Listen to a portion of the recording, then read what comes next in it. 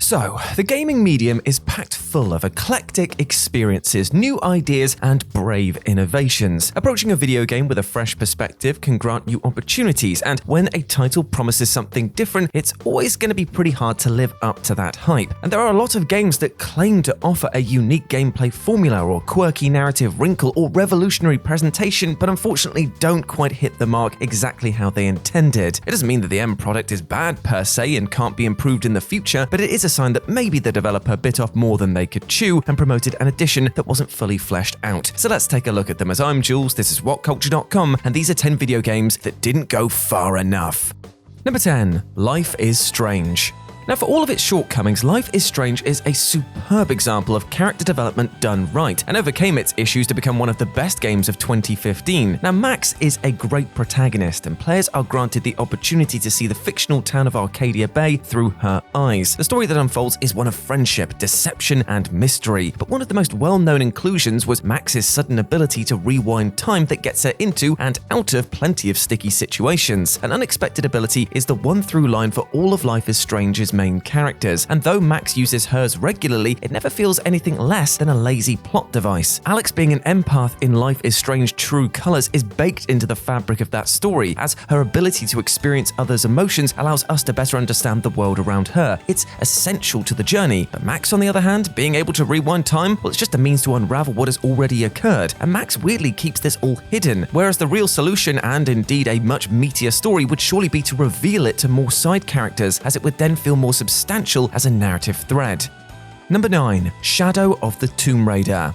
Shadow of the Tomb Raider is the conclusion to the superb Survivor trilogy that explores Lara Croft in her early years. The events of all three games shape her for the future adventures she's going to go on, and as the series went on, she became more and more of a proficient explorer. 2013's Tomb Raider shows the character is a survivor, and in its sequel, Rise of the Tomb Raider, demonstrates that she's becoming resourceful in the harsh wilderness. Shadow of the Tomb Raider promised a new side of Lara Croft, one that is an effective and unapologetic killer, but in reality, the final chapter of this trilogy felt rather half-hearted. The most popular criticism of Shadow of the Tomb Raider is that it didn't offer anything new. It felt like just another game in the series, and with a mediocre story balanced by gorgeous environments, it didn't really bring the darker tone that it promised. There's a glimpse of hope in the game's latter stages, as Lara is faced with overcoming a barrage of Trinity's forces and does so in rather brutal fashion, but when the scene ends, she reverts back to the somewhat boring character that she'd been throughout that game. There's so much potential for the character that Crystal Dynamics has created, but Shadow of the Tomb Raider, well, it didn't take advantage of it. Number 8. Detroit Become Human.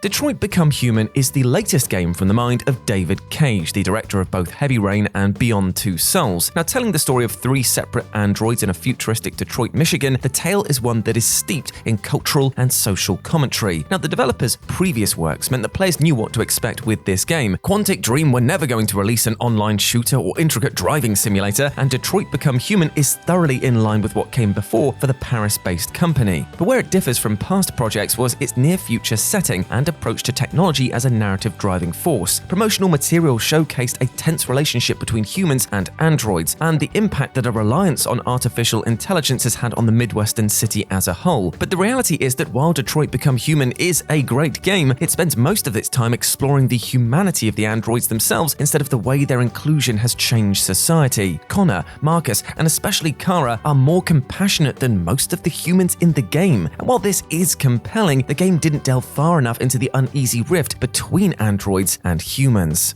Number 7. Deus Ex Human Revolution.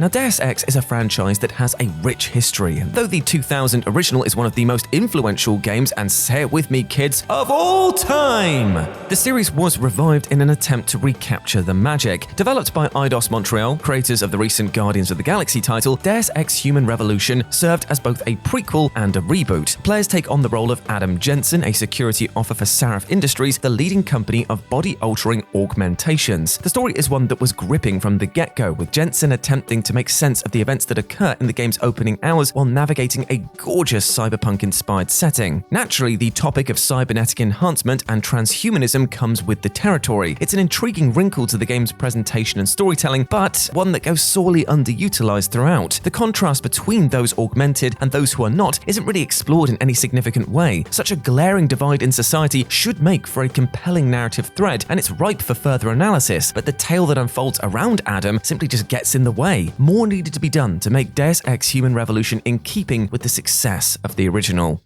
Number 6. Wii Play.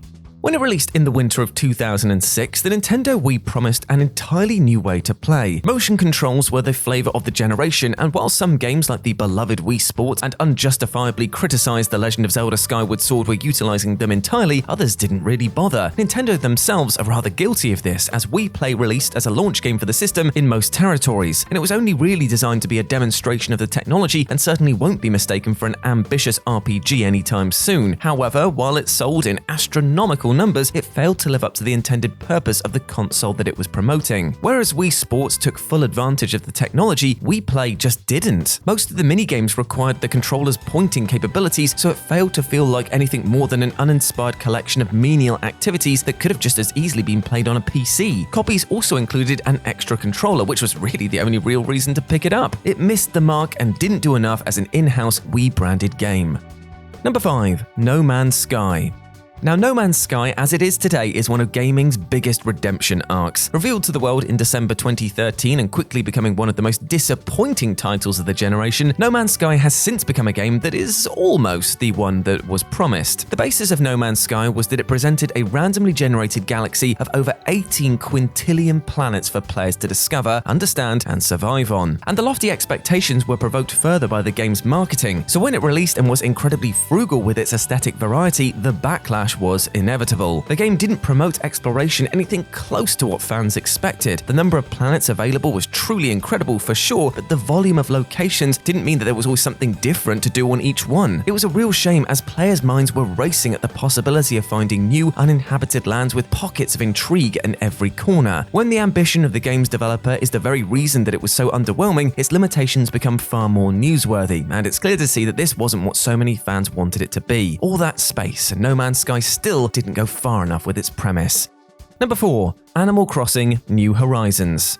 Animal Crossing is a franchise that is near and dear to so many. From its beginnings on the GameCube to a thoroughly underappreciated mobile offering in the form of Pocket Camp, it's known for its cute characters, pick-up, put-down gameplay, and menial tasks that are far more fun than they have any right to be. The latest, Animal Crossing: New Horizons, is perhaps the series' best game, with plenty of elements from past entries being refined for its debut on the Nintendo Switch. However, so many annoyances that plagued previous games remained, and though there are hours upon hours of fun to be had here, the perfect island getaway always feels rather restrictive. Most of what is done in Animal Crossing: New Horizons is just for aesthetic purposes, arranging flower displays, meticulously reorganizing garden decorations, or filling out Blather's museum all serve to make running around the island a more pleasing experience to look at. Only a few items in the game provoke new gameplay mechanics, however, and while social elements are included, it never feels like there's anything for multiple players to do. It's a beloved franchise for so many reasons, but so much of it feels surface level, and it should have offered so much more substance this time around.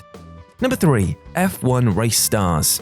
Now, F1 Race Stars is a game that many have forgotten and even more have never even heard of to begin with. Released in November 2012, the game was a typical by-the-numbers kart racer. However, instead of Mario and Luigi, it included real-life F1 drivers, such as Lewis Hamilton, and all of the tracks were inspired by real-world circuits on the calendar. Now, this all sounds great, but upon completing just a handful of races, it became clear that the game lacked identity, as it failed to lean into the sport that actually spawned it. With the likes of Monza, Silverstone, and Montreal featured in the game, they didn't feel anything like what F1 fans would have expected, as the iconic corners and gorgeous scenery was replaced by Mario Kart-ish mayhem. As such, it didn't do anything to stand out. It released on a litany of platforms, yet never reached the heights that Nintendo had achieved. And while there is fun to be had here, it didn't go far enough with the F1 license. F1 Race Stars forgets the magic of the circuits that it includes, and thought that more craziness is what was needed, when in reality, it was actually its downfall.